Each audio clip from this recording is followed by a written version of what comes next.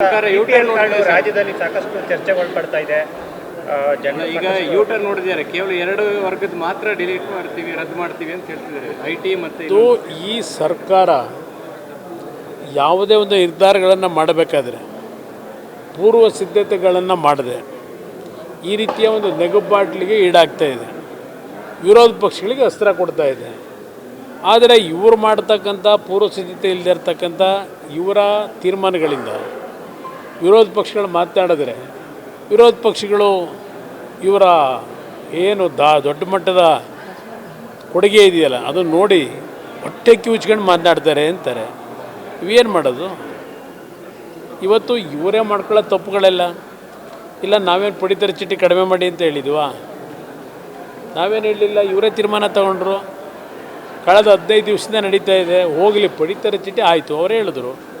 Income tax ಕಟ್ತಕ್ಕಂಥವ್ರು ಸರ್ಕಾರಿ ನೌಕರಿ ಕೂಡ ಕಾಯ್ತದೇನು ರೀ ಅಂತ ಅಂದ್ರಲ್ವೇ.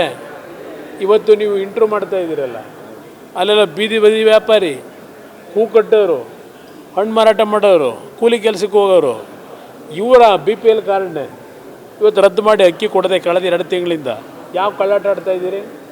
ಇದಕ್ಕೆ ನಾವು ಕಾರಣವಾ? ಇದನ್ನು ವಿರೋಧ ಪಕ್ಷದಲ್ಲಿ ಚರ್ಚೆ ಮಾಡಬಾರ್ದ ನಾವು?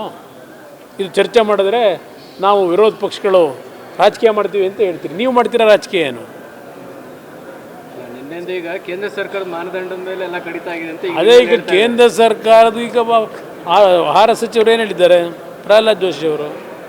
ಹೌದು, ಮಾನದಂಡ ಇವತ್ತು ಕೇಂದ್ರ ಸರ್ಕಾರ ಏನಿದೆ ಮಾಡಿ, ಅವರೇ ಹೇಳ್ಕೊಂಡಿದ್ದಾರಲ್ಲ.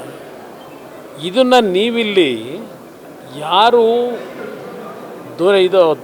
ಹಸುವಿನಿಂದ ಇರ್ತಕ್ಕಂಥವ್ರಿದ್ದಾರೆ ಆ ವರ್ಗದ ಜನರ ಅಕ್ಕಿನ ಕಿತ್ಕೊತಾ ಇದ್ದೀರಲ್ಲ. ಹೇಳಿದ್ದೀರಿ ಯಾರು ಕೊಟ್ಟವರು ಅಕ್ಕಿ ಕೊಟ್ಟಿದ್ದು?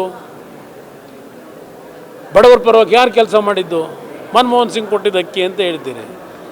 1995ನಲ್ಲಿ ದೇವೇಗೌಡರು ಪ್ರಧಾನಮಂತ್ರಿಗಳಿದ್ದಾಗ ನಗರ ಮತ್ತು ಗ್ರಾಮೀಣ ಪ್ರದೇಶಕ್ಕೆ ಕಡಿಮೆ ದರದಲ್ಲಿ ಅಕ್ಕಿಯನ್ನು ಕೊಡಬೇಕು ಅಂತೇಳಿ ತೀರ್ಮಾನ ಮಾಡಿದ್ದು ಮೊದಲು ಈ ದೇಶದಲ್ಲಿ ದೇವೇಗೌಡರು.